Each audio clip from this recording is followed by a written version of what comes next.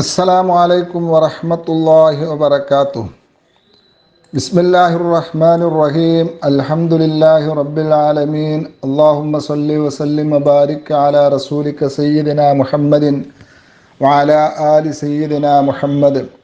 സുബ്ഹാനക ലാ ഇൽമ ലനാ ഇല്ലാ മാ അല്ലംതനാ ഇന്നക അൻതൽ അലീമുൽ ഹകീം. മാ ഷാ അല്ലാഹു കാന വമാ ലം യശഅ ലം യകുൻ വലാ ഹൗല വലാ ഖുവത ഇല്ലാ ബില്ലാഹിൽ അലിയ്യിൽ അദീം. അള്ളാഹു നിങ്ങൾക്കെല്ലാവർക്കും അവൻ പൊരുത്തപ്പെട്ട രീതിയിൽ ഹജ്ജ് ചെയ്യാനും തെറ്റുകളും കുറ്റങ്ങളുമില്ലാതെ പരിപൂർണമായ ശരീഅത്തനുസരിച്ച് ഹജ്ജ് ചെയ്യാനുള്ള മഹാ തൗഫീക്ക് നൽകട്ടെ. വല്ല അപാകതകളും വന്നു പോവുകയാണെങ്കിൽ എല്ലാം പൊരുത്തപ്പെട്ടു തന്നുകൊണ്ട് അള്ളാഹു നിങ്ങളുടെ ഹജ്ജുകളെ മബ്റൂറാക്കി തരട്ടെ. പ്രായം ചെന്നവരും സാധാരണക്കാരുമായ ഒക്കെ ഹാജിമാരെ കണക്കിലെടുത്തുകൊണ്ട് ഇനിയുള്ള ഹജ്ജിൻ്റെ പ്രധാന കർമ്മങ്ങളായ 8 മുതൽക്കുള്ള 13 വരേക്കും വരുന്ന ദിവസങ്ങളിലെ കർമ്മങ്ങളൊന്ന് ചുരുക്കി പറയാം. ദുൽഹജ്ജ് 8 എന്ന് ഞാൻ പറയുന്നത് അത് കിതാബിലുള്ളൊരു ദിവസം എന്ന് മാത്രം. അതിന് മുമ്പും ഇഹ്റാം ചെയ്യാമല്ലോ. അപ്പോൾ ദുൽഹജ്ജ് 8 ഇഹ്റാം ചെയ്തു നമ്മൾ. ചിലരൊക്കെ പുറത്ത് നിന്ന് ഇഹ്റാം ചെയ്ത് വന്നവരുണ്ടാകും.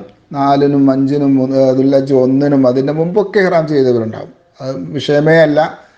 ചിലർ ഇഹ്റാമിലായി വന്നവർ, ചിലർ 8-നോ 7-നോ 6-നോ ഒക്കെ ഇഹ്റാം ചെയ്തു മക്കത്ത് വെച്ച്. ഇഹ്റാം എന്താണ്? നിയ്യത്താണ് ഇഹ്റാം. വസ്ത്രം ധരിക്കലല്ല. ആ 2 വെള്ള തുണി ധരിക്കുക എന്നതല്ല ഇഹ്റാം. പിന്നെയോ നവൈത്തുൽ ഹജ്ജ വ അഹ്റംതു ബിഹി ലില്ലാഹി തആല എന്ന മനസ്സിലുള്ള നിയ്യത്താണ്. വളരെയധികം ആത്മാർത്ഥതയോടുകൂടെ ചെയ്യേണ്ടുന്ന ഒരു നിയ്യത്താണ്. ഞാൻ ഹജ്ജ് ബിസ്മിയൊക്കെ ചെല്ലുക, ബിസ്മി ഹംദ് സ്വലാത്തൊക്കെ ചെല്ലുന്നത് എന്തിനും നല്ലതാണല്ലോ. അതൊക്കെ ചൊല്ലി ഞാൻ ഹജ്ജ് ചെയ്യാൻ കരുതുകയും അതിനായി അള്ളാഹു സുബ്ഹാനഹു വ തആലയ്ക്ക് വേണ്ടി ഞാൻ ഇഹ്റാമിലാവുകയും ചെയ്തു. ഇതാണ് നിയ്യത്ത്. ഉടനെ തന്നെ എന്തും കരുതുക, ഹജ്ജ് പൂർത്തിയാക്കാൻ പറ്റാത്ത വല്ല തടസ്സങ്ങളും എനിക്ക് നേരിട്ടാൽ ഞാൻ അറവൊന്നും കൂടാതെ നിയ്യത്ത് വെച്ച് തഹല്ലുലാകുന്നതാണ് എന്നുകൂടെ കരുതാം. പിന്നെ നമ്മുടെ ബുക്കിലൊക്കെയുള്ള തൽബിയത്ത്, ഇഹ്റാം ചെയ്ത ഉടനെ ഉള്ളൊരു തൽബിയത്ത്, അതിലെന്തുകൂടെ ഉൾപ്പെടുത്തണം? ലബ്ബൈക്ക് അല്ലാഹുമ്മ ബിഹജ്ജത്തിൻ ലബ്ബൈക്ക്. അള്ളാഹുവിൻ്റെ മഹത്തായ വിളിക്കുത്തരം നൽകുകയാണല്ലോ. അപ്പം ഞാനിതാ പടച്ചവനെ നിന്നോട് ഉള്ള ബാധ്യതയായ ഫർളായ ഹജ്ജിന് വേണ്ടി ഞാൻ ഇഹ്റാം ചെയ്ത് നിന്നിലേക്ക് ഇതാ വരുന്നു എന്നാണ് ലബ്ബൈക്ക് അല്ലാഹുമ്മ ബിഹജ്ജത്തിൻ. അപ്പോൾ ഫസ്റ്റിലെ തൽബിയത്തിൽ ബിഹജ്ജത്തിൻ എന്ന് ഉൾപ്പെടുത്തൽ സുന്നത്താണ്. അങ്ങനെ ആ തൽബിയത്തിന് ശേഷം റസൂലുള്ളാഹി സ്വല്ലല്ലാഹു അലൈഹി വസല്ലം തങ്ങളുടെ മേലെ സ്വലാത്ത് ചൊല്ലൽ സുന്നത്താണ്. അല്ലാഹുമ്മ ഇന്നി അസ്അലുക റിളാക വൽ ജന്ന വ അഊദു ബിക മിൻ സഖതിക വന്നാർ എന്ന ദുആ ചെയ്യലും സുന്നത്താണ്. ഇനി ഇഹ്റാമിലേക്ക് നമ്മൾ പ്രവേശിച്ചു കഴിഞ്ഞാൽ നമ്മുടെ പണി, നമ്മുടെ നാവിനെ നാം കെട്ടിയിടുകയാണ്. എങ്ങനെ? തൽബിയത്ത് കൊണ്ട്. തൽബിയത്തും സ്വലാത്തും ചൊല്ലിക്കൊണ്ടേയിരിക്കുക. അപ്പോൾ ഗീബത്ത് പറയാൻ അവസരം കിട്ടുകയില്ല, കളവ് പറയാൻ അവസരം കിട്ടുകയില്ല, നമീമത്ത് പറയാൻ അവസരം കിട്ടുകയില്ല, ഗ്രൂപ്പ് ലീഡർമാരെ കുറ്റം പറയാൻ അവസരം കിട്ടുകയില്ല, ബസ് ഡ്രൈവറെ ചീത്ത പറയാൻ അവസരം. നമ്മൾ തൽബിയത്തിലാണ്. ആരൊക്കെ എന്തൊക്കെ പറഞ്ഞോട്ടെ, സംസാരിച്ചോട്ടെ, കഥ പറഞ്ഞോട്ടെ, ചിരിപ്പിച്ചോട്ടെ, നമ്മുടെ ശ്രദ്ധ എന്തിലേക്ക്? ലബ്ബൈക്ക് അല്ലാഹുമ്മ ലബ്ബൈക്ക്. വല്ലാത്തൊരു വചനമാണത്. ആ ഒരു ആത്മാർത്ഥതയോടുകൂടെ, ആ ഒരു യൂണിഫോമിൽ അങ്ങനെ തന്നെ ചെല്ലണം. ലബ്ബൈക്ക് അല്ലാഹുമ്മ ലബ്ബൈക്ക് ലബ്ബൈക ലാ ശരീക ലക ലബ്ബൈക്ക് ഇന്നൽ ഹംദ വന്നിഅമത ലക വൽ മുൽക്ക് ലാ ശരീക ലക്. ഇങ്ങനെ ആ തൽബിയത്ത് ഇങ്ങനെ ആ ഈണത്തിൽ ചൊല്ലിക്കൊണ്ടേയിരിക്കുക. പടച്ചവൻ്റെ അടുക്കലേക്ക് പോവുകയാണ്, റബ്ബിൻ്റെ അടുക്കലേക്ക്. റബ്ബെന്നെ സ്വീകരിക്കും, റബ്ബെനിക്ക് മാപ്പ് തരും. ഞാനൊരു പാപ്പിയാണ്, ഞാൻ അവൻ്റെ അടിമയാണ്, എൻ്റെ ഉടമക്കാരൻ, എൻ്റെ നാഥനായ എനിക്കിതുവരെ ജീവൻ നൽകി, വെള്ളം നൽകി, ഓക്സിജൻ നൽകി, എനിക്ക് വേണ്ടതെല്ലാം നൽകി എന്നെ സംരക്ഷിക്കുന്ന, അതിലേറെ ലാ ഇലാഹ ഇല്ലല്ലാഹ് മുഹമ്മദുർ റസൂലുള്ളാഹ് എന്ന സ്വർഗത്തിൻ്റെ താക്കോല് തന്നെ എന്നെ ആദരിച്ച ആ നാഥൻ്റെ അടുക്കലേക്കാണ് ഞാൻ പോകുന്നതെന്ന ബോധത്തോടുകൂടെ തൽബിയത്ത് ചൊല്ലിക്കൊണ്ടിരിക്കുക. അതോടൊപ്പം നമുക്കിതിനൊക്കെ കാരണക്കാരായ ഈ ഹജ്ജിനെ കുറിച്ച് നമുക്ക് പറഞ്ഞു തന്ന ഹബീബ് സയ്യിദുന മുഹമ്മദുർ റസൂലുള്ളാഹി സ്വല്ലല്ലാഹു അലൈഹി വസല്ലമ തങ്ങളുടെ മേൽ സ്വലാത്തും വർദ്ധിപ്പിച്ചുകൊണ്ടേയിരിക്കാം. പിന്നെ ഇഹ്റാമിലായി നമ്മൾ. ചുരുക്കി പറഞ്ഞാൽ എല്ലാവരും ഇപ്പോൾ ഇഹ്റാമിലാണുള്ളത്. ദുൽഹജ്ജ് 8 എല്ലാവരും ഇഹ്റാമിലാണുള്ളത്. ഈ ഇഹ്റാമിലായാൽ നാം ഹറാമായ കാര്യങ്ങൾ ചെയ്യുന്ന പ്രത്യേകം ശ്രദ്ധിക്കുക. 2 തരം ഹറാമുകളുണ്ട്. ഒന്ന് ഇഹ്റാമിലായതിൻ്റെ പേരിൽ നിഷിദ്ധമായ കാര്യങ്ങൾ, അങ്ങനെ ഉണ്ടല്ലോ, നമുക്ക് നഖം മുറിക്കൽ ഹറാമൊന്നുമല്ല ഇഹ്റാമിലല്ലാത്തപ്പം, മുടി മുറിക്കൽ ഇഹ്റാമിലല്ലാത്തപ്പം ഹറാമല്ല. അതുപോലെ ഭാര്യയുമായി ബന്ധപ്പെടുന്നത് ഇഹ്റാമിലല്ലാത്തപ്പോൾ ഹറാമല്ല. ഇതൊക്കെ ഇഹ്റാം മുഖേന ഹറാമായതാണ്. അങ്ങനെ ഇഹ്റാം മുഖേന ഹറാമായ കാര്യങ്ങളും ഇഹ്റാമിലല്ലാത്തപ്പോഴുമുള്ള ഹറാമുണ്ട്. അത് ഇഹ്റാമിലായിരിക്കട്ടെ ഇഹ്റാം അല്ലാതിരിക്കട്ടെ, സ്ത്രീകളെ നോക്കുക, അന്യ സ്ത്രീകളെ നോക്കൽ ഏത് സമയത്തും ഹറാമല്ലേ. കളവ് പറയൽ ഏത് സമയത്തും ഹറാമാണ്. ഇത്തരം എല്ലാവിധ ഹറാമുകളിൽ നിന്നും വിട്ടു നിൽക്കുക. അത് നമ്മൾ പോയി നമ്മുടെ ശ്രദ്ധ വേണം. ഹറാം വിട്ടുപോകുന്ന അള്ളാഹു ഖുർആനിൽ പറഞ്ഞതാണ്, ഫലാ റഫസ വലാ ഫുസൂഖ വലാ ജിദാല ഫിൽ ഹജ്ജ്. ഹജ്ജിൽ അത്തരം കാര്യങ്ങളൊന്നുമില്ല.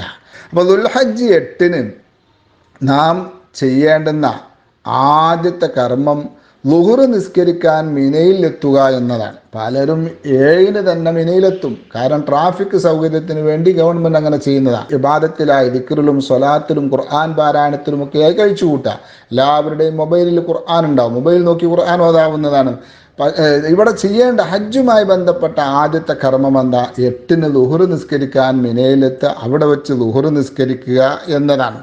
ഇത് സാധിക്കാതെ വന്നാൽ അതിൻ്റെ മേൽ കുറ്റമോ മറ്റോ ഇല്ല. അങ്ങനെ അവിടെ അന്ന് രാപ്പാർക്കലും സുന്നത്താണ്. ളുഹ്ർ, അസർ, അതുപോലെ മഗ്രിബ്, ഇശാ ഒക്കെ അവിടെ വെച്ച് നിസ്കരിച്ച് സുബഹി വരെ അവിടെ കഴിച്ചുകൂട്ടി സുബഹി നിസ്കരിച്ച് അവിടുന്ന് അറഫയിലേക്ക് പോകലാണ് സുന്നത്ത്. അതിന് സാധിക്കാതെ വന്നു. കാരണം എന്താ? മുത്തവീഫ് വന്നിട്ട് അല്ലെങ്കിൽ ഹജ്ജിൻ്റെ ബന്ധപ്പെട്ടവർ വന്നിട്ട് 8-ന് തന്നെ അറഫയിലേക്ക് പോകണമെന്ന് പറയും. കാരണം ട്രാഫിക് സൗകര്യത്തിന് നമുക്ക് അറിയാം, ലക്ഷക്കണക്കിന് ആളുകളുള്ളതല്ലേ. അവരെ നേരത്തെ കൂട്ടി അറഫയിലേക്ക് എത്തിയെങ്കിലേ കാര്യങ്ങൾ നടക്കും. അപ്പോൾ അതിൻ്റെ പേരിലൊന്നും ആരും വാശി പിടിക്കേണ്ട, സാധിച്ചാൽ ചെയ്യാം. ദുൽഹജ്ജ് 9. അപ്പോൾ 8-ന് എന്തേ ഉള്ളൂ? ളുഹ്ർ മുതൽക്ക് സുബഹി വരെ അവിടെ ഉണ്ടാവുക. അത് ആ നിസ്കാരങ്ങളൊക്കെ അവിടെ ഇത് സുന്നത്താണ്, നിർബന്ധമല്ല. ഇനി ദുൽഹജ്ജ് 9. ഈ ദുൽഹജ്ജ് 9 ഹജ്ജിൻ്റെ അമലുകളിൽ നിന്ന് നമുക്ക് ആദ്യമായി വരുന്ന ഫർളായ കർമ്മമുള്ള ദുൽഹജ്ജ് 9-ന്, അതായത് അറഫ. അതിനാൽ അറഫ നിർവഹിക്കുക തന്നെ വേണം. അത് ഫിദിയ കൊണ്ടോ മറ്റോ പരിഹരിക്കപ്പെടുന്ന ഒരു കാര്യമേ അല്ല. ഈ അറഫ പരിഗണനീയമാവാൻ 2 ഫർളുകളുണ്ട്. ഒന്ന്, അറഫയുടെ സമയത്തായിരിക്കണം. 2, അറഫ എന്ന് പറയുന്ന നിശ്ചിത സ്ഥലത്തായിരിക്കണം എന്നതാണ്. ഈ 2 ഫർളുകളും ഉണ്ടെങ്കിലേ അറഫ ശരിയാവും. അറഫയുടെ സമയത ദുൽഹജ്ജ് മാസം 9-ൻ്റെ ളുഹ്ർ ബാങ്ക് കൊടുത്തത് പ്രത്യേകം മനസ്സിലാക്കുക. നമ്മളെ എന്ത് ചെയ്യും? 8-ന് തന്നെ അറഫയിൽ കൊണ്ടുപോയാക്കി എന്ന് വന്നേക്കും. ചിലർ 7-ന് കൊണ്ടാക്കിയേക്കാം. നാം നന്നായി വിശ്രമിക്കുക. ഫർള് നിസ്കാരം സമയത്ത് നിസ്കരിക്കുക, ഒഴിവുള്ള സമയത്തൊക്കെ നല്ലതൊക്കെ ചെയ്തുകൊണ്ടിരിക്കുക. നമ്മുടെ സമയം വരുന്നത് ദുൽഹജ്ജ് 9-ന് ളുഹ്ർ നിസ്കരിച്ചത് മുതൽക്ക്, അല്ലെങ്കിൽ ളുഹ്റിൻ്റെ സമയമായത് മുതൽക്ക്. ആ സമയമാകുമ്പോഴേക്ക് ക്ഷീണം വരാതിരിക്കാൻ വേണ്ടി നാം എങ്ങോട്ടും നടന്നു പോവാതിരിക്കുക, ജബലുർ റഹ്മയിൽ കയറാൻ ശ്രമം നടത്താതിരിക്കുക, പള്ളിയിലേക്ക് പോകാൻ ശ്രമം നടത്താതിരിക്കുക. വെറുതെ അലഞ്ഞു തിരിഞ്ഞ് നടന്ന് എന്തെങ്കിലും പറ്റിപ്പോയാൽ ബുദ്ധിമുട്ടാവും. നമ്മുടെ കർമ്മം ദുൽഹജ്ജ് 9-ൻ്റെ അന്ന് ളുഹ്ർ നിസ്കരിച്ചാണ് സമയം തുടങ്ങുന്നത്. അതിൻ്റെ മുമ്പ് രാവിലെ ദുഹാൻ്റെ ഒക്കെ സമയം കഴിഞ്ഞിട്ട് നന്നായിട്ടൊന്ന് വിശ്രമിക്കുക. ഒരു 10 മണി വരെയൊക്കെ ഉറങ്ങിയാൽ നല്ല ഉന്മേഷം കിട്ടും. എന്നിട്ട് പറ്റുമെങ്കിൽ കുളിക്കാൻ പറ്റും കുളിക്കുക. അതേപോലെ നന്നായി ഉളു ഉണ്ടാക്കിയിട്ട് അറഫയുടെ കർമ്മം ചെയ്യുക. പിന്നെയോ ഇതിൻ്റെ സമയം ഇപ്പോൾ ളുഹ്ർ മുതൽക്ക്, ളുഹ്ർ ബാങ്ക് കൊടുത്തത് മുതൽക്ക് അടുത്ത സുബഹി ബാങ്ക് കൊടുക്കുന്നത് വരേക്കുമാണ്. ഈ സമയത്തിനുള്ളിൽ ഒരു അല്പസമയമെങ്കിലും അറഫയിൽ ഉണ്ടായാൽ അറഫ കിട്ടും. പക്ഷേ ഏറ്റവും നല്ലത് പകൽ സമയവും അറഫയിൽ രാത്രി ദുൽഹജ്ജ് 10-ൻ്റെ അന്ന് ആ അറഫയുടെ ദിവസം മഗ്രിബ് ബാങ്ക് കൊടുത്തതിന് ശേഷവും അല്പം അറഫയിൽ ഉണ്ടായിരിക്കലാണ് സുന്നത്ത്, അഫ്ളൽ. ഇനി സ്ഥലമേതാ? സ്ഥലം മനസ്സിലാക്കാൻ ചുറ്റുഭാഗവും ബോർഡ് കാണാം. ബിദായത്തു അറഫ, നിഹായത്തു അറഫ എന്നൊക്കെ പറഞ്ഞ് അറഫയുടെ തുടക്കവും അവസാനവും അറിയിക്കുന്ന ബോർഡുകൾ കാണാം. ആ ബോർഡുകൾക്കുള്ളിലാണോ ഞാനുള്ളതെന്ന് ഉറപ്പ് വരുത്തണം. അതെല്ലാവരും ശ്രദ്ധിക്കണം. പൊതുവെ ടെൻറ്റുകളൊക്കെ അവിടെയാണ് ഉണ്ടാവുക. എന്നാലും അത് ഉറപ്പ് വരുത്തണം. പ്രത്യേകിച്ച് കൂട്ടം തെറ്റിപ്പോയവർക്ക് അത് ഉറപ്പ് വരുത്തണം. പിന്നെ അറഫയിൽ ളുഹ്റും അസറും അത് യാത്രക്കാരും അല്ലാത്തവരും ഇക്കാലഘട്ടത്തിൽ ജംആക്കി നിസ്കരിക്കലാണ് നല്ലത്. കസറല്ല. യാത്രക്കാർക്ക് കസറ് പറ്റുള്ളൂ. യാത്രക്കാരല്ലാത്തവർ കസറാക്കാൻ പാടില്ല. ജംആക്കി നിസ്കരിക്കുക. യാത്രക്കാരാണ്, അവർക്ക് ജമ്മും കസറുമാക്കാം. യാത്രക്കാരല്ലാത്തവരൊക്കെ ജമ്മാക്കിയാൽ തന്നെ മതി. കസറാക്കിയിട്ടില്ലെങ്കിലും ജമ്മാക്കിയാൽ വലിയ സൗകര്യം നമുക്കതുകൊണ്ട് കിട്ടും. വുളു ഉണ്ടാക്കാനും മൂത്രമൊഴിക്കാനും ഒക്കെയുള്ള ബുദ്ധിമുട്ട് എല്ലാവർക്കും അറിയാലോ. അപ്പോൾ അതിൽ നിന്നൊക്കെ രക്ഷപ്പെട്ട് കിട്ടും. ളുഹ്റിലേക്ക് അസറിനെ മുന്തിച്ച് ജമ്മാക്കിയാൽ നമുക്ക് പിന്നെ ബാക്കി ഒരുപാട് സമയങ്ങൾ ദിക്റിലും ഒക്കെ മെഴുകാൻ കിട്ടും. ഇനി അസർ മുതൽക്ക് ആളുകളെ എന്ത് ചെയ്യും, മുസ്ദലിഫയിലേക്ക് മറ്റും നീക്കിക്കൊണ്ടിരിക്കും. ഈ ഓരോ മുത്തവഫിൻ്റെയും ബന്ധപ്പെട്ടവർ ചിലപ്പം പോവാ എന്ന് പറഞ്ഞ് അവർ പോവാൻ ശ്രമിക്കും. പക്ഷേ അതിന് അവളെ നിരുത്സാഹപ്പെടുത്തി മഗ്രിബ് ബാങ്ക് കൊടുക്കുന്നത് വരേക്കും അറഫയിൽ നിൽക്കാൻ ശ്രമിക്കുക. നേരത്തെ പറഞ്ഞല്ലോ, ഫളലായ സമയമാണ് മഗ്രിബിൻ്റെ ശേഷവും. കുറച്ച് സമയം രാത്രിയും അറഫയിൽ കിട്ടുക എന്നത് അഫ്ളലാണ്, വലിയ പുണ്യമുള്ള കാര്യമാണ്. അപ്പം ഒന്നാമത്തെ ഫർളാകുന്ന അറഫ കഴിഞ്ഞു. ഈ രണ്ട് കാര്യങ്ങൾ അതിൽ ശ്രദ്ധിക്കേണ്ടതുള്ളൂ. ബാക്കിയുള്ള സമയമൊക്കെ ദിക്റിലായി മുഴുക, പ്രത്യേകിച്ച് ളുഹർ നിസ്കരിച്ച മുതൽക്കാണ് ദിക്റിലായി മുഴുകേണ്ടത്. ഇനി അടുത്തതെന്താ? മുസ്ദലിഫയാണ്. അറഫയുടെ ദിവസം മഗ്രിബ് ബാങ്ക് കൊടുക്കുന്നതോടെ 10ൻ്റെ രാവായി അല്ലെ, നമ്മുടെ ഭാഷയിൽ പറഞ്ഞാൽ പെരുന്നാളിൻ്റെ രാവായി. ഇനി നമുക്ക് ചെയ്യാനുള്ള വാജിബായ കർമ്മം, ഫറലായ കർമ്മമല്ല. ഫറലായതാണെങ്കിൽ അത് ഫിദി കൊണ്ട് പരിഹരിക്കപ്പെടുന്നതല്ല. വാജിബായ കർമ്മം എന്താണ്? മുസ്ദലിഫയിൽ പാർക്കുക എന്നതാണ്. ഇത് നഷ്ടപ്പെട്ടാൽ ഫിദി കൊണ്ട് പരിഹരിക്കപ്പെടും. അതിൻ്റെ സമയം തുടങ്ങുന്നത് അറഫ ദിനത്തിൻ്റെ സൂര്യൻ അസ്തമിച്ച് പെരുന്നാൾ രാവ് അർദ്ധരാത്രിക്ക് ശേഷം മുതൽക്കാണ്. സുബൈ ബാങ്ക് കൊടുക്കുന്നത് വരെ സമയമുണ്ട്. ഈ സമയത്തിനുള്ളിൽ, അഥവാ രാത്രി ഒരു 12:30ക്ക് ശേഷം സുബൈ ബാങ്ക് കൊടുക്കുന്നതിൻ്റെ സമയമാകുന്നതിനുള്ളിലായി ഒരല്പസമയം മുസ്ദലിഫയിലുണ്ടായാൽ, അല്ലെങ്കിൽ ബസ്സിലൂടെയോ കാറിലൂടെയോ അതിലങ്ങ് കടന്നു പോയാൽ, ആ സ്ഥലത്തിലൂടെ കടന്നു പോയാൽ ഇവരേക്കും എന്ത് കിട്ടും? മുസ്ദലിഫ കിട്ടും. പക്ഷേ ഉത്തമം അവിടെ രാപ്പാർത്ത് അവിടെ വെച്ച് സുബഹി ബാങ്ക് കൊടുത്ത ഉടനെ സുബഹി നിസ്കരിച്ച് മിനയിലേക്ക് പോകലാണ് അഫ്ദൽ. മുസ്ദലിഫയിലും നമുക്ക് എന്ത് ചെയ്യാം? മഗ്രിബും ഇശായും എല്ലാവർക്കും ജമ്മാക്കി നിസ്കരിക്കാം. മിനയിലൊന്നും അത് പറ്റൂല. മിനയിലൊക്കെ ജമ്മും കസറും ഒക്കെ ആക്കണമെങ്കിൽ ആർക്കേ പറ്റൂ? അത് യാത്രക്കാരന് മാത്രമേ പറ്റൂ. എന്നാൽ അറഫയിലും മുസ്ദലിഫയിലും അത് ഹജ്ജിൻ്റെ അമലാണ് എന്ന നിലക്ക് നമുക്ക് അവിടെ വെച്ച് ജമ്മാക്കാവുന്നതാണ്. യാത്രക്കാരാണെങ്കിൽ കസറുമാക്കാവുന്നതാണ്. മുസ്ദലിഫയിൽ സുന്നത്ത ഒരു കർമ്മമാണ് കല്ല് പൊറുക്കിയെടുക്കുക എന്നുള്ളത്. നമുക്ക് ആവശ്യമുള്ള കല്ലുകൾ എടുക്കുക. 70 കല്ല് 3 ദിവസം എറിയാൻ ഉദ്ദേശിക്കുന്നവർ 70 കല്ലും, നഫർ അവലായി നേരത്തെ പോകാൻ ഉദ്ദേശിക്കുന്നവർ അവർ 49 കല്ലുകളുമാണ് ശേഖരിക്കേണ്ടത്. അതിന് കയ്യിൽ പിടിക്കാൻ പറ്റിയ കീസോ ചെറിയ കുപ്പികളൊക്കെ കരുതുന്നത് നല്ലതാണ്. പിന്നെ മുസ്ദലിഫയും കഴിഞ്ഞാൽ എന്തായി? അടുത്ത കർമ്മം ദുൽഹജ്ജ് 10-ന് ആദ്യം ജംറത്തുൽ അഖബയെ എറിയുക എന്നതാണ്. നമ്മൾ സുന്നത്ത രൂപമനുസരിച്ച് മുസ്ദലിഫയിൽ സുബൈ ബാങ്ക് കൊടുക്കുന്നവരെ നിന്നു. സുബൈ ബാങ്ക് കൊടുത്താൽ ഉടനെ നമ്മൾ എന്ത് ചെയ്യുക? മിനയിലേക്ക് പോയിക്കൊണ്ടിരിക്കുക. ഇതൊക്കെ എന്ത് ചെയ്യുക? നമ്മൾ ഇവിടെയൊക്കെ ശ്രദ്ധിക്കേണ്ടുന്നൊരു കാര്യം, നമ്മുടെ ഗ്രൂപ്പ് ലീഡർമാർ എന്ത് പറയുന്നു അത് നമ്മൾ പാലിക്കുക. പല മുത്തവ്വിഫുകൾക്കും ഗവൺമെൻറ് കൊടുക്കുന്ന സമയത്തേ പുറപ്പെടാൻ പറ്റൂ. നമ്മൾ തിരക്കൂട്ടിട്ടൊന്നും കാര്യമില്ല. അഫ്ദൽ നഷ്ടപ്പെട്ടു മറ്റൊന്നും പറഞ്ഞിട്ട് കാര്യമില്ല. നമ്മളെല്ലാവരുടെയും സൗകര്യവും ട്രാഫിക്കും ഒക്കെ നമ്മൾ ശ്രദ്ധിക്കണമല്ലോ. സുബൈ നിസ്കരിച്ച് ഉടനെ പോകാനുള്ള സമയമായി. എന്നാലും നമ്മുടെ ഗ്രൂപ്പ് പറയുന്നതനുസരിച്ച് പോവുക. അഫ്ദലല്ലേ, നമ്മളങ്ങോട്ട് നടക്കുക എന്നൊന്നും ആരും തീരുമാനിച്ചു വെക്കരുത്. നടക്കുന്നത് വലിയ അബദ്ധമാണ്. ഈ ഇഹ്റാമിൻ്റെ വസ്ത്രത്തിൻ്റെ ഈ ചെറിയ ചെറിയ അതിൻ്റെ നൂലിൻ്റെ കഷ്ണങ്ങൾ, പൊടി, ഇതെല്ലാം മൂക്കിലേക്ക് കയറി നാം ശ്വസിക്കുന്ന സമയത്തും അല്ലാതെയും മൂക്കിലൂടെയും വായയിലൂടെയും ഉള്ളിലേക്ക് കയറിക്കൂടിയാൽ പനി ഉറപ്പാ. നല്ലവണ്ണം ശ്രദ്ധിക്കുക. അതിനിടവരുത്താതെ വാഹനത്തിലേ പോകാവും. അപ്പം ദുൽഹജ്ജ് 10-ന് ആദ്യത്തെ കർമ്മം എന്താ? ജംറത്തുൽ അഖബ എറിയുക എന്നതാണ്. ഇതും ഹജ്ജിൻ്റെ വാജിബാണ്. നഷ്ടപ്പെട്ടാൽ ഫിദിയ നിർബന്ധമാകും.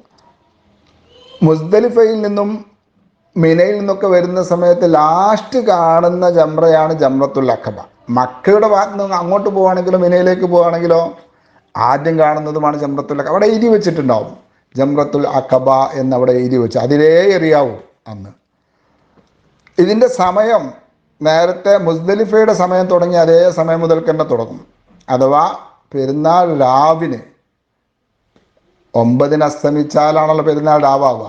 ആ പെരുന്നാൾ രാവിൻ്റെ അർദ്ധരാത്രിക്ക് ശേഷം മുതൽക്ക് തുടങ്ങി അതിൻ്റെ സമയം തുടങ്ങും. എന്നിട്ടത് 13-ൻ്റെ അന്ന് സൂര്യൻ അസ്തമിക്കുന്നത് വരെ അതിൻ്റെ സമയമുണ്ട്. പക്ഷേ ഏറ്റവും അഫ്ളലായ സമയം സൂര്യൻ ഉദിച്ചത് മുതൽ ദുഹ്ർ ബാങ്ക് കൊടുക്കുന്നത് വരെ. 10-ൻ്റെ അന്നത്തെ ഏറിൻ്റെ ഏറ്റവും അഫ്ളലായ സമയം സൂര്യൻ ഉദിച്ചത് മുതൽക്ക് ളുഹർ ബാങ്ക് കൊടുക്കുന്നത് വരേക്കുമാണ്. അത് പ്രത്യേകം മനസ്സിലാക്കണം. 10-ൻ്റെ അന്നത്തെ ഏറിൻ്റെ സമയമാണ് ഇത് പറയുന്നത് അഫ്ളലായ സമയം. അടുത്തുള്ളതൊക്കെ ളുഹർ ബാങ്കിന് ശേഷമാണ് അഫ്ളൽ.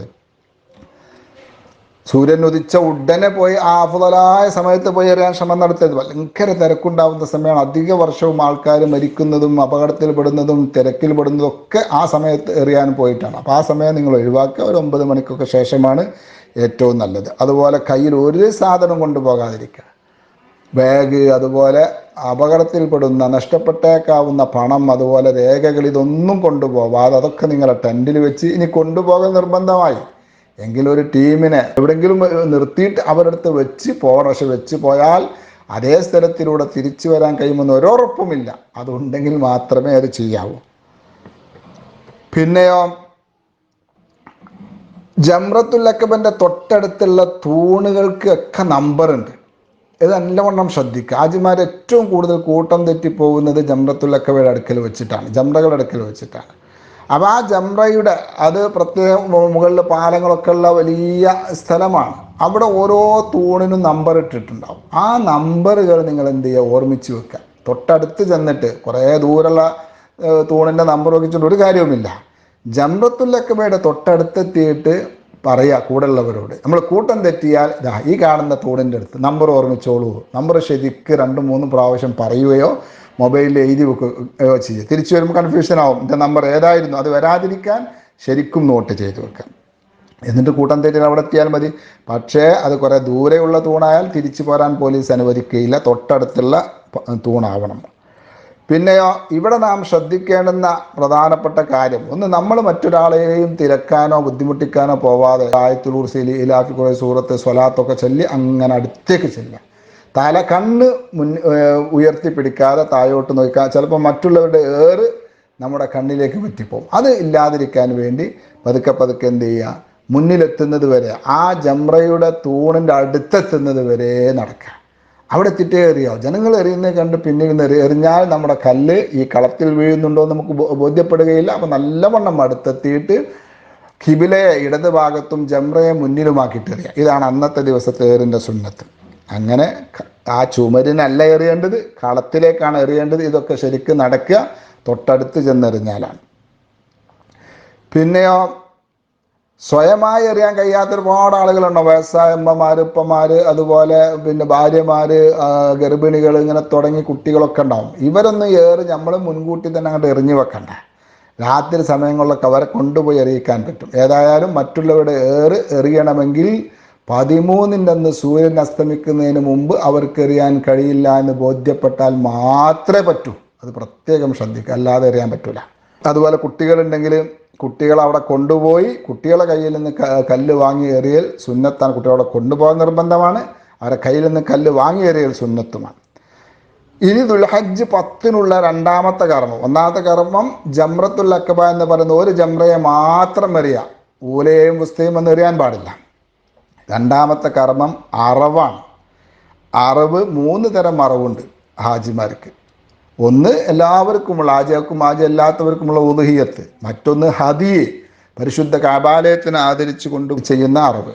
3 വല്ല ഫിദിയകളും ഉണ്ടെങ്കിൽ, വല്ല പോരായ്മയോ വല്ല അപാകതകളൊക്കെ വന്നാലുള്ള അറവ്. ഇതിൽ ഹദിയും അതുപോലെ ഉദ്ഹിയത്തും അറുക്കുന്ന സമയം ആണ് ജംറത്തുൽ അഖബ എറിയുന്നതോടുകൂടെ അതിൻ്റെ അഫ്ളലായ സമയമാണ്. അപ്പം അത് ഇന്നത്തെ കാലഘട്ടത്തിൽ പ്രായോഗികമായി അവിടെ പോയി നമുക്ക് ഉദ്ഹിയത്ത് അറക്കാനും ഹദി അറക്കാനും ഒക്കെ സാധിച്ചോളണമെന്നില്ല. സാധിക്കുന്നവർക്ക്, അത് ചെയ്യുന്നവർക്ക് അവിടെ പോയി ചെയ്യാം. പിന്നെ ഫിദിയയുടെ അറവും അന്ന് ചെയ്യാൻ ശ്രമം നടത്തി നമ്മുടെ തവാഫിനും മറ്റുമൊക്കെ അത് ബാധിക്കും. അതിന് മാത്രം തിരക്കുള്ള ദിവസമാണല്ലോ. അപ്പോൾ കഴിയുന്നവർക്ക് അത് ചെയ്യാം. ഇത് എന്തില്ല, ഇതൊന്നും ഹജ്ജിൻ്റെ കർമ്മവുമായി ഒരു തകരാറുമില്ല. ഒരാൾ ഹദി അറത്തില്ല, ഒരാൾ ഉദ്ഹിയത്ത് അറത്തില്ല, ഒരാൾ ഫിദിയ നീട്ടിവെച്ചു. ഇതുകൊണ്ടൊന്നും ഹജ്ജ് കർമ്മത്തിന് ഒരു കോട്ടവും വരുന്നതല്ല. അതൊക്കെ സുന്നത്തായ കാര്യങ്ങളാണ്. ഫർളായതിൻ്റെ സമയം ഫർളായ ഫിദിയയുടെ സമയത്ത് അവസാനിക്കുന്നുമില്ല. ഏത് സമയത്ത് ചെയ്താലും മതി. പലരും എന്ത് ചെയ്യുന്നുണ്ട്, അള്ളാഹി അർത്താലേ അല്ലെങ്കിൽ ഹദി അർത്താലേ ഹജ്ജ് ശരിയാവും. അത് നമ്മുടെ മദ്ഹബിലില്ല തന്നെ. അങ്ങനെ ഒരു പേടിയേ നിങ്ങൾ പേടിക്കണ്ട. അറവ് കൊടുത്തില്ലെങ്കിൽ ഹജ്ജ് ശരിയാവില്ല എന്നൊരു സംഭവം തന്നെ നമ്മുടെ മദ്ഹബിലില്ല. ഉദ്ഹിയത്തും നമുക്ക് എന്തേ സുന്നത്തേ ഉള്ളൂ. അതേ സമയത്ത് ഹനഫികളായ പാകിസ്ഥാനികൾ, ഇന്ത്യയിലെ മറ്റ് സംസ്ഥാനക്കാർ, ഇവർക്കൊക്കെ ഉദ്ഹിയത്ത് വാജിബാണ്.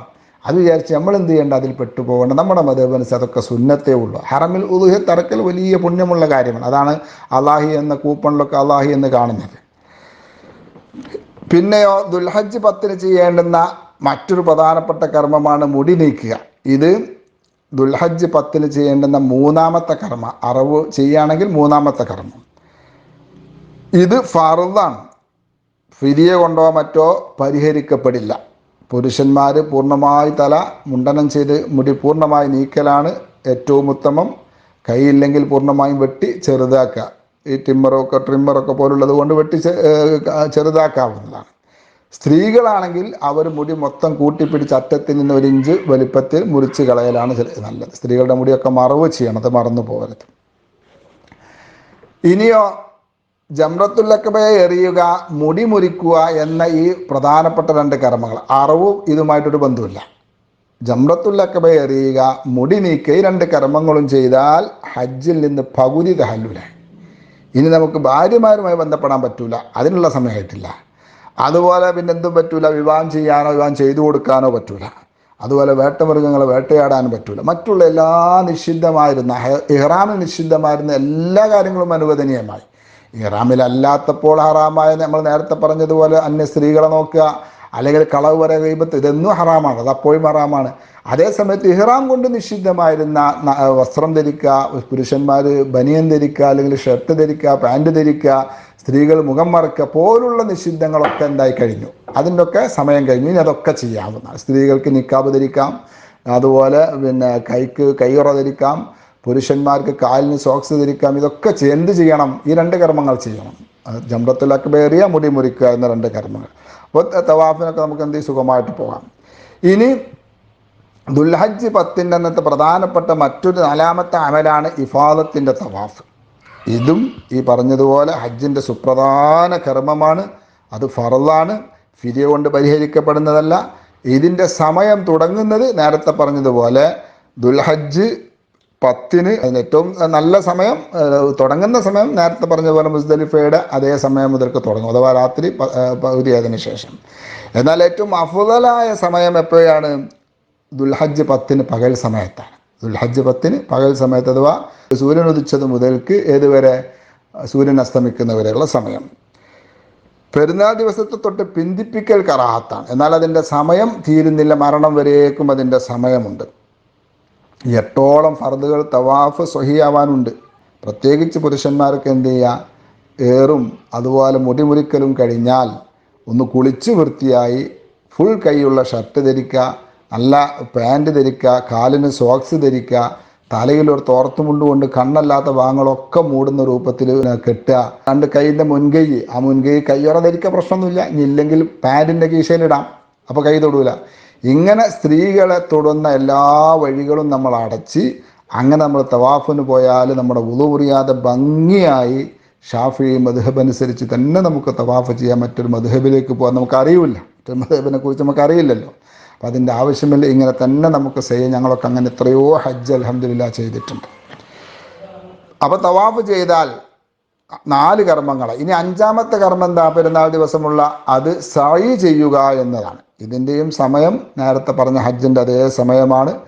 സഅയ് ശരിയാവാനും 5ഓളം ഫർളുകളുണ്ട്.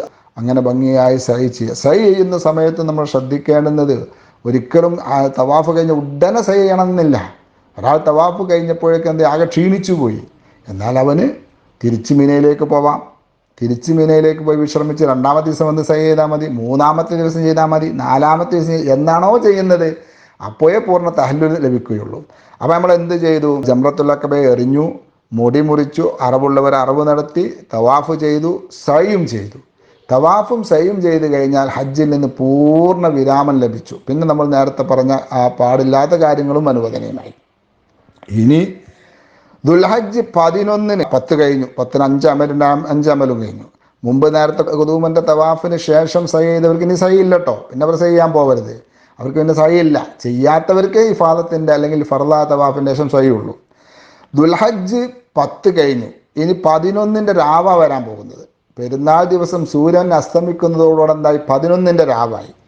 ഈ 11ൻ്റെ രാവിൽ ഉള്ള അമലെന്താ? മിനയിൽ രാപ്പാർക്കുക എന്നതാ. ഹജ്ജിൻ്റെ ഒരു പ്രധാനപ്പെട്ട വാജിബാണത്, മിനയിൽ രാപ്പാർക്കുക. ഇതും ഒഴിവാക്കിയാൽ ഫിദിയ നിർബന്ധമാണ്. ഈ വാജിബ് വീടണമെങ്കിൽ 2 കാര്യങ്ങൾ ശ്രദ്ധിക്കണം. 2 കാര്യങ്ങൾ നിർബന്ധം. ഒന്ന് മിനയിലാവും. അപ്പം ന്യൂ മിനയിലോ അസീസിയയിലോ മക്കത്തോ വേറെ എവിടെ താമസിച്ചാലും പറ്റൂല. എന്താവണം? മിനയുടെ ബോർഡ് കാണാം.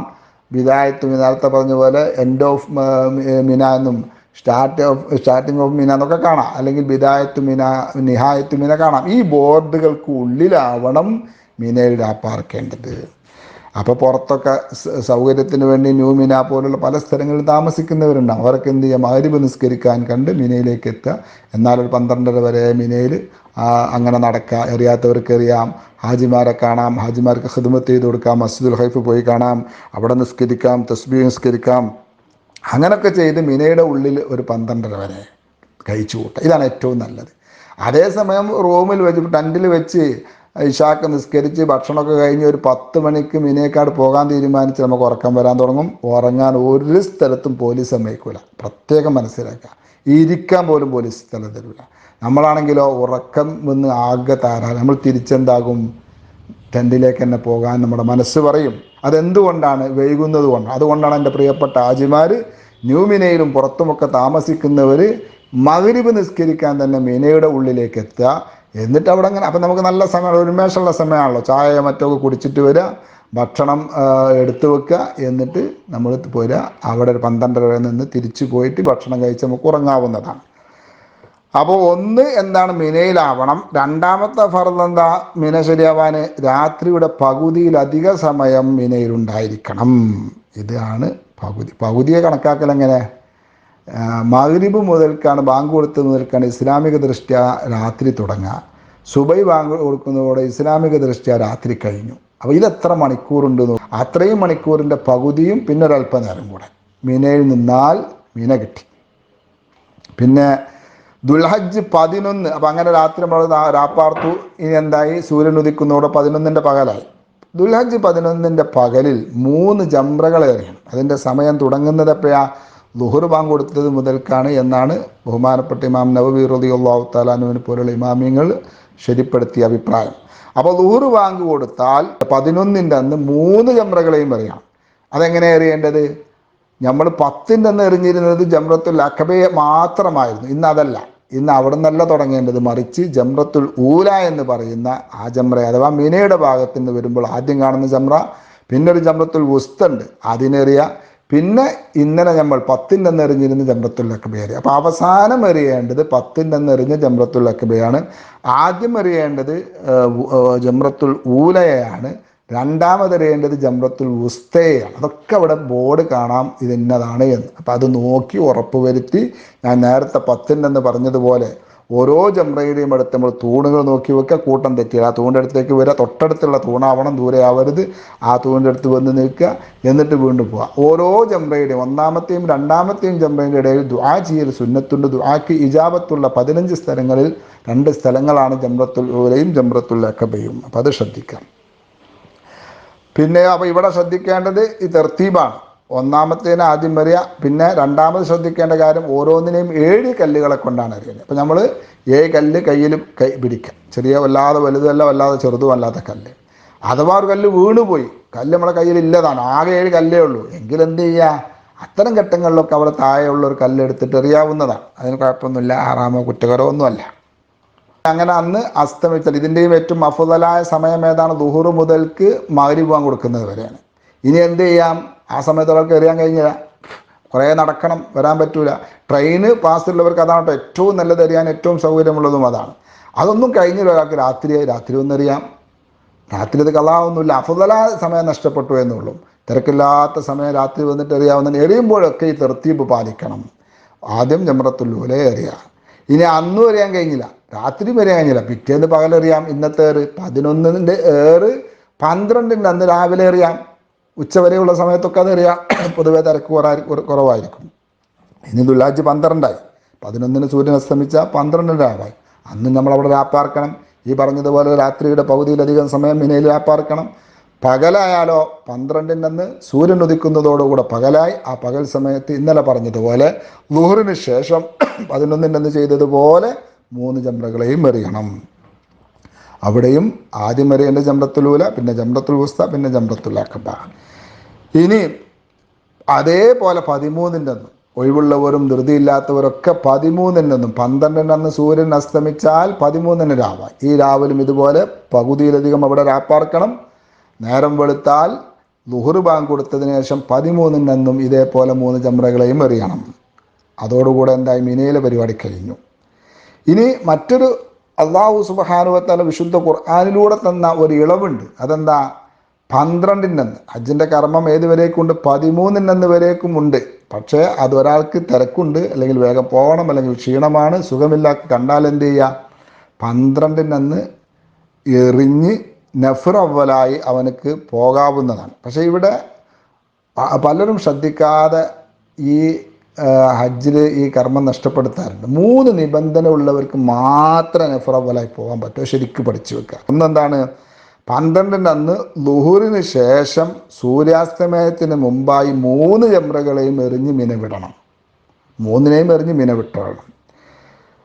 ഉച്ചക്ക് മുമ്പ് പറ്റുമെന്ന് പറഞ്ഞ ഇമാമിങ്ങളുണ്ട്, എന്നാലും അതല്ല നല്ലത്, ഉച്ചക്ക് ശേഷം എറിയുകയാണ് വേണ്ടത്. രണ്ടാമത്തതോ, മിനയുടെ പരിധിക്കുള്ളിൽ വെച്ച് തന്നെ നിയ്യത്ത് വെക്കണം. ജംറത്തുൽ അഖബ ഞാൻ നേരത്തെ പറഞ്ഞിരുന്നു മിനയുടെ പുറത്താണുള്ളത്. അപ്പം അവിടെ വെച്ച് നിയ്യത്ത് വെച്ചിട്ട് കാര്യമില്ല. ഞാൻ നമ്മുടെ ടെൻറ്റിൽ നിന്ന് 12-ൻ്റെ അന്ന് പോകാൻ ഉദ്ദേശിക്കുന്ന ഒരു ടെൻറ്റിൽ നിന്ന് ഇറങ്ങുമ്പോൾ തന്നെ നിയ്യത്ത് വെക്കുക. എന്താ നിയ്യത്ത്? 13-ൻ്റെ അന്നത്തെ രാപ്പാർക്കലും എറിയലും ഒഴിവാക്കി മിന വിട്ട് നഫർ അവലായി പോകുന്നു എന്നാണ് നിയ്യത്ത്. എങ്ങനെ? അള്ളാഹുവേ, ഞാൻ 13-ൻ്റെ രാപ്പാർക്കലും അന്നത്തെ എറിയലും ഒഴിവാക്കി മിന വിട്ട് നഫർ അവലായി പോകുന്നു എന്ന് കരുതുക. ഈ കരുത്ത് എവിടെ വെച്ചുണ്ടാവണം? മിനയിൽ വെച്ചുണ്ടാവണം. അപ്പോൾ രണ്ടാമത്തെ നിബന്ധന എന്താ? മിനയിൽ വെച്ച് ഇതുണ്ടാവണം. ഒന്നാമത്തെ എന്താ നമ്മൾ പറഞ്ഞത്? ദൂറിന് ശേഷം അന്നത്തെ 12-ൻ്റെ ഏറ് 3ഉം എറിയണം. മൂന്നാമത്തെ നിബന്ധന എന്താവുക? 10-നും 11-നുമൊക്കെ എറിഞ്ഞവനും രാപ്പാർത്തവനാവണം. ഒരാൾക്ക് എന്തോ കാരണത്താൽ 10-ന് രാപ്പാർക്കാൻ കഴിഞ്ഞില്ല, മക്കത്ത് വിട്ടുപോയി, അങ്ങനെ ഉണ്ടാവാലോ. തവാഫിന് പോയിട്ട് മക്കത്ത് നിന്ന് തിരിച്ചെത്തുന്നത് സുബൈൻ്റെ ശേഷം, അവൻ എന്ത് ചെയ്യാൻ പറ്റില്ല? രാപ്പാർക്കാൻ കഴിയില്ലല്ലോ. അല്ലെങ്കിൽ ഒരാൾക്ക് എന്താ ഇപ്പോൾ പകൽ സമയത്ത് എറിയാൻ കഴിഞ്ഞില്ല, 11-ൻ്റെ അന്നോ 10-ൻ്റെ അന്നോ എറിയാൻ കഴിഞ്ഞില്ല, അവന് ആ ഏറ് ബാക്കിയുള്ളത് കൊണ്ട് അത് എറിയാത്തത് മൂലം അവനും എന്ത് പറ്റൂല? ഈ പറഞ്ഞ ആനുകൂല്യം എടുക്കാൻ പറ്റുന്നതല്ല. അപ്പോൾ 10-നും 11-നൊക്കെ എന്ത് ചെയ്യണം? രാപ്പാർക്കുകയും എറിയുകയും ചെയ്തവർക്കേ ഇത് പറ്റുകയുള്ളൂ. പിന്നെ അപ്പം എന്തായി? പിന്നെ 13-ൻ്റെ മുൻകൂട്ടി എറിയാൻ പറ്റുമോ? കല്ലൊക്കെ കയ്യിലുണ്ട്, നമ്മൾ 13-ൻ്റെ അങ്ങോട്ട് എറിയാം, അതില്ല. 12-ന് തന്നെ എറിയാൻ പറ്റുള്ളൂ, മുൻകൂട്ടി എറിയാനൊന്നും പറ്റില്ല. കല്ലുകളും നമ്മൾ എന്ത് ചെയ്യാൻ പാടില്ല? ഹറമിൽ വെച്ച് പെറുക്കിയ കല്ലുകളൊന്നും പുറത്ത് കൊണ്ടുപോകാൻ പാടില്ല. അത് നമ്മളെ നാട്ടിലേക്ക് വറക്കത്തല അരച്ച് കൊണ്ടുവരാൻ പറ്റില്ല. അതൊക്കെ നല്ലോണം ശ്രദ്ധിക്കുക. കല്ലുകളൊക്കെ ഹറമിൽ തന്നെ ഒഴിവാക്കുക. നമ്മൾ മിനയിൽ നിന്ന് പോരുന്ന സമയത്ത് കല്ല് അവിടെ ഇടാൻ മറന്നുപോയി, എന്നാൽ മക്കത്ത് വെച്ചിട്ട് അവിടെ ഇട്ടാൽ മതി. മക്ക ഹറമിൽപ്പെട്ട സ്ഥലമല്ലേ, അവിടെ ഒഴിവാക്കണം. അത് ജിദ്ദയിലേക്കോ നാട്ടിലേക്കോ തായിഫിലേക്കോ റിയാദിലേക്കോ ഹറമിൻ്റെ പരിധി വിട്ടതിനെ കൊണ്ടുപോകാനേ പാടില്ല. മണ്ണുകളൊക്കെ അങ്ങനെ തന്നെ, മണ്ണൊക്കെ കൊണ്ടുപോകാൻ പാടില്ല. പിന്നെയോ, അപ്പോൾ ഈ 13-ൻ്റെ അന്ന് 3 ജംറകളെയും എറിയുന്നതോടുകൂടെ ഹജ്ജിൻ്റെ കർമ്മങ്ങളൊക്കെ കഴിഞ്ഞു. അല്ലെങ്കിൽ നഫർ അവലായി പോകാൻ ഉദ്ദേശിക്കുന്നവർ 12-ൻ്റെ അന്ന് ഞാൻ നേരത്തെ പറഞ്ഞ നിബന്ധനകളൊത്ത് എറിഞ്ഞവരാണെങ്കിൽ അവരുടെയും ഹജ്ജിൻ്റെ കർമ്മങ്ങൾ ചെയ്തു. നേരത്തെ പറഞ്ഞ നിബന്ധനകൾ ഏതെങ്കിലും ഒന്ന് നഷ്ടപ്പെട്ടാൽ 13-ൻ്റെ അന്ന് രാപ്പാർക്കലും 13-ൻ്റെ അന്ന് പല എറിയലും അദ്ദേഹത്തിന് നിർബന്ധമാണ്, നമ്മൾ മനസ്സിലാക്കുക.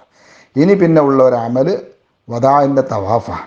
ഇത് ഹജ്ജിൻ്റെ എല്ലാ കർമ്മങ്ങളും ചെയ്ത് നാട്ടിലേക്ക് പോകാൻ സാധനങ്ങളൊക്കെ വാങ്ങുന്നതിന് അതൊക്കെ വാങ്ങി എല്ലാ പണിയും കഴിഞ്ഞ് എപ്പോഴാണ് നമ്മുടെ ബസ് വരിക എന്ന ടൈമിങ്ങും നമുക്ക് കിട്ടിയാൽ, എയർപോർട്ടിലേക്കുള്ള ബസ് എപ്പം വരുമെന്നുള്ള ടൈമും നമുക്ക് കിട്ടിയാൽ, അതിൻ്റെ തൊട്ട് മുമ്പ് ചെയ്യേണ്ടുന്ന കർമ്മമാണ് മക്കയോട് വിട പറയുന്ന തവാഫ്. അതൊരു വിട പറച്ചിലാവണം.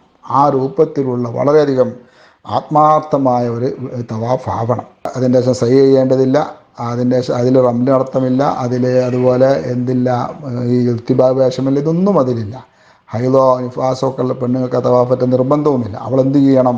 പുറത്തുനിന്ന് ദുആ ചെയ്യും. എല്ലാവരും എൻ്റെ അതിലുള്ള ദുആ ഞാൻ അയച്ചിട്ടുണ്ട്. ആ ദുആ മെൻസസുള്ള സ്ത്രീകളും ദുആ ചെയ്യുക, ഒക്കെ പള്ളിൻ്റെ പുറത്തിരുന്നിട്ട് അങ്ങനെ മക്കളോട് വിട പറയാം. ഇതോടുകൂടി നമ്മൾ ഹജ്ജിൻ്റെ കർമ്മങ്ങൾ പൂർണ്ണമായി കഴിഞ്ഞു.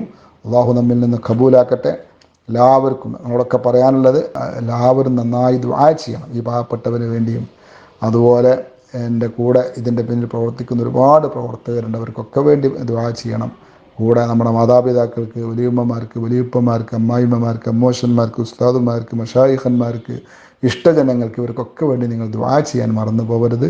ഏകദേശം അരമണിക്കൂറിലധികം ഈ വോയിസ് ഉണ്ട്, എങ്കിലും നിങ്ങളത് ഉപയോഗപ്പെടുത്തണമെന്ന് വിനീതമായി അപേക്ഷിക്കുന്നു. അള്ളാഹു നമ്മിൽ നിന്നൊക്കെ സ്വീകരിക്കട്ടെ. നാളെ സ്വർഗത്തിൽ നമ്മെ ബഹുമാനപ്പെട്ട ഹബീബ് സല്ലല്ലാഹു അലൈഹി വസല്ലമ തങ്ങളോടൊപ്പം ഒരുമിച്ച് നമുക്ക് സന്തോഷിക്കാനുള്ള ഭാഗ്യം അല്ലാഹു നൽകട്ടെ. എല്ലാവരും ദുആ ചെയ്യണമെന്ന് വസിയത്ത് ചെയ്തുകൊണ്ട് വസല്ലല്ലാഹു വസല്ലമ അലാ സയ്യിദിനാ മുഹമ്മദിൻ വഅലാ ആലിഹി വസഹബിഹി വസല്ലമ വൽഹംദുലില്ലാഹി റബ്ബിൽ ആലമീൻ. അസ്സലാമു അലൈക്കും വറഹ്മത്തുള്ളാഹി വബറകാതുഹു.